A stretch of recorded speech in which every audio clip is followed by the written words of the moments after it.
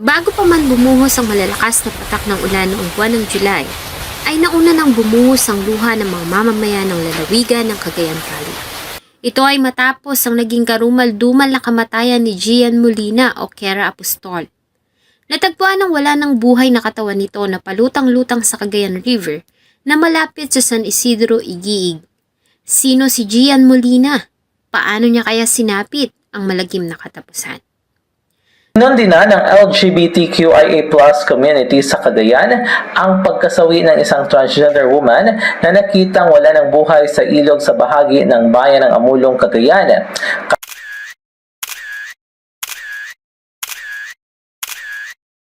Bago ko po ipagpatuloy ang ating kwento, sa mga bago po sa channel ko at nais sa mga ganitong klase ng kwento ng krimen na nangyayari sa loob at labas ng ating bansa ay maaari pong pakipindot ang ating subscribe button at notification bell para ma-notify kayo pag may mga bago tayong upload na videos. June 23, 2025 ng umaga nang makatanggap ng report ang tanggapan ng kapulisan sa Piña Blanca Police Station. Dumulog mismo sa kanilang tanggapan ng pamilya Molina para isangguni ang pagkawala ng trans woman na si Gian Molina o kilala din sa tawag na Kera Apostol. Sa salaysay ng kanyang ina, Sabado ng bandang alas 8 ng gabi nang magpaalam sa kanyang anak para mag-overnight o sleepover sa bahay ng kaibigan sa Zone 5 sa parehong bayan. Malapit lamang ito sa kanila at walking distance lamang. Kilala niya rin ang mga kaibigan ng anak at ang bahay kung saan ito magtutungo. Kaya naman pinayagan niya ito. Dagdag pa niya ay sinundo si Gian ng isang lalaki sakay ng motorsiklo. Yun na ang huling sandali na nakita nila si Gian. Pag-alis kasi nito ay hindi na ito nakauwi at hindi na rin nila matawagan ang kanyang cellphone at maging sa kanyang mga social media platforms. Noong una, inakala nila na abala ito maaaring may mga event na pinuntahan, subalit mas lalo silang nag-alala dahil kinabukasan araw ng linggo, June 22, 2025 ng gabi, ay nagtungo sa kanilang bahay ang dalawang kaibigan ni Gian, dala ang mga gamit nito. Tinanong pa ng dalawa kung nasaan si Gian, bagay na pinagtaka nila dahil hindi pa ito umuuwi at inaasahan nila na ang mga ito ang kasama ng anak. Sa kabila ng report na kanilang isinumite ayon sa magulang ni Gian Molina, pinayuhan sila ng mga pulis na kailangan pang lumipas ang 24 na oras bago ito formal na aksyonan ng himpilan. Gayunpaman ay nagsagawa ng paghahanap ang pamilya. Sa parehong araw ay agad na nag-post ang nakatatandang kapatid ni Gian sa social media at sa nasabing post nakalagay ang mga katagang, "Baka sakaling nakita niyo po tong kapatid ko, magdadalawang araw na namin di nakikita, di umuuwi at di namin makontak." Sa baba ay ang mga larawan ni Gian at ang contact number ng pamilya. Maliban dito, sinubukan na rin nilang puntahan ang mga lugar na malimit puntahan ni Gian, mga kaibigan at kakilala nito. Subalit bigo sila na matagpuan ang nawawalang biktima. Hanggang sa isang tawag ang kanilang natanggap pagsapit ng alas 10 ng umaga. Ang nasabing tawag na kaya ang makakapagturo kung nasaan si Gian. Ang tawag ay nagmula sa Amulong Police Station. Ayon sa kanila ay minatagpo ang katawan ng isang di pa kilalang lalaki na palutang-lutang sa ilog sa hangganan ng Amulong at Iguig. Ang itsura nito ay tumutugma sa description ng nawawalang si Gian Molina. Agad naman na pinuntahan ng pamilya ang katawan at sila mismo ang kumumpirma na ito na nga ang nawawalang biktima. Base sa kalagayan ng katawan, nakitaan nito ng malalalang sugat sa kanyang mukha na maaaring dulot ng labis na pagpapahirap. Nakamulat ang mga mata nito at nakabuka ang dalawang binti. Dahil dito ay agad na kinonsider ng mga pulis na ito ay maaaring isang krimen ng pagpatay o nagkaroon ng foul play sa sinapit ng biktima at agad nilang sinimula ng isang investigasyon. Si Gian Molina o Kera Apostol ay pangatlo sa 4 na magkakapatid. Bagamat may nakatatandang kapatid na lalaki, lumaki si Gian na mas gusto ang pagiging isang babae.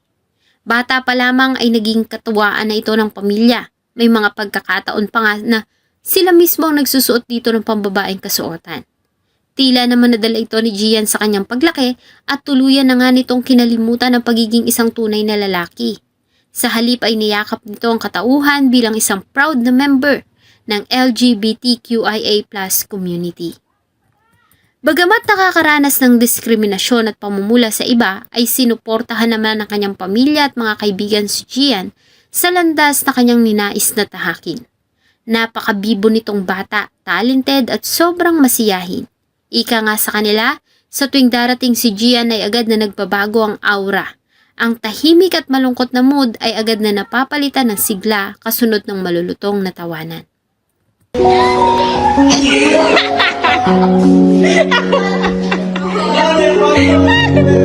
They are watching the people, right? Yes, the people yes, and one how to plant the plants.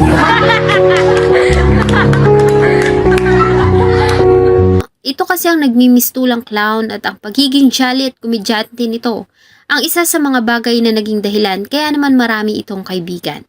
Ito rin ang isa sa mga bagay na labis nilang mamimiss kay Gian. Maliban dito ay suki din si Gian sa mga pageant sa kanilang lugar. Mahusay din si Gian sa pagiging makeup artist.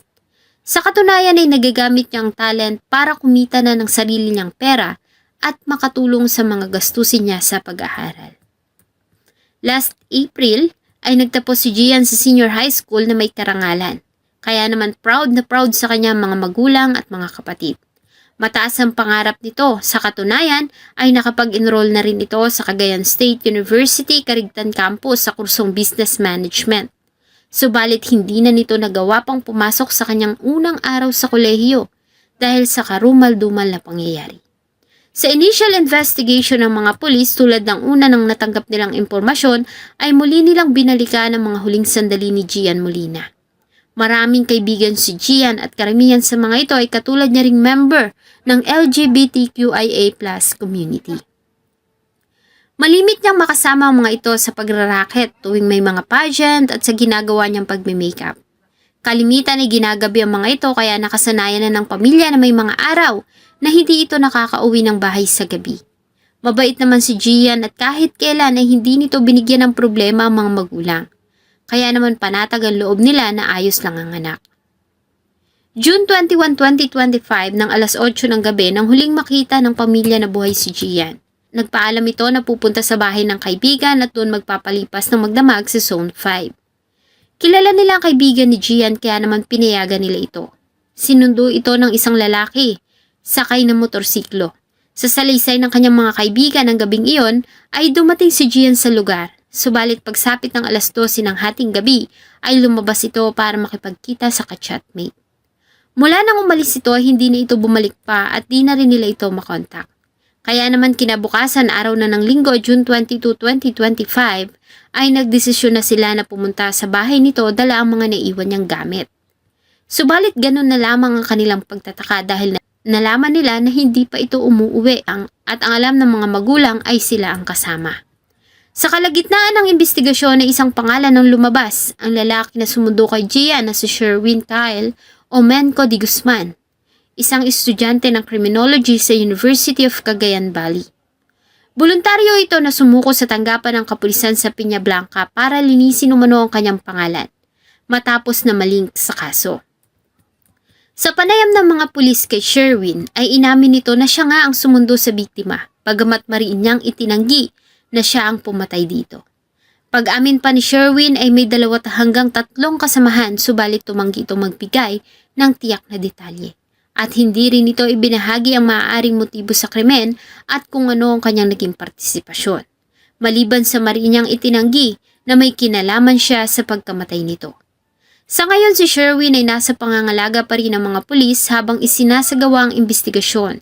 Nananatili pa rin itong tahimik at walang ibang ibinigay na salaysay maliban sa inamin nito na siya ang sumundo sa biktima bago ito mawala at matagpuan na wala ng buhay nitong katawan na palutang-lutang sa ilog.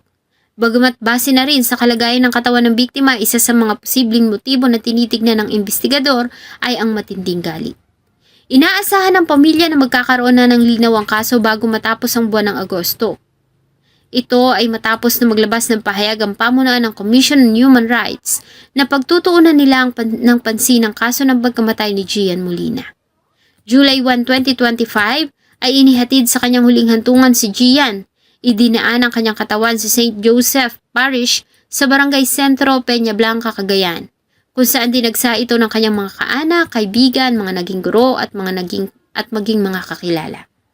Ang mga dumalo sa kanyang misa ay may mga hawak na rainbow flag, kung saan nagsisimbolo ito ng kanyang pagiging member ng LGBTQIA+ community at karamihan sa kanila ay nakasuot ng puting t-shirt na may larawan ni Gian Molina. Hanggang ngayon ay hustisya pa rin ang sigaw ng pamilya ni Gian. Umaasa sila na makakamit nila ang hustisya sa sinapit nito.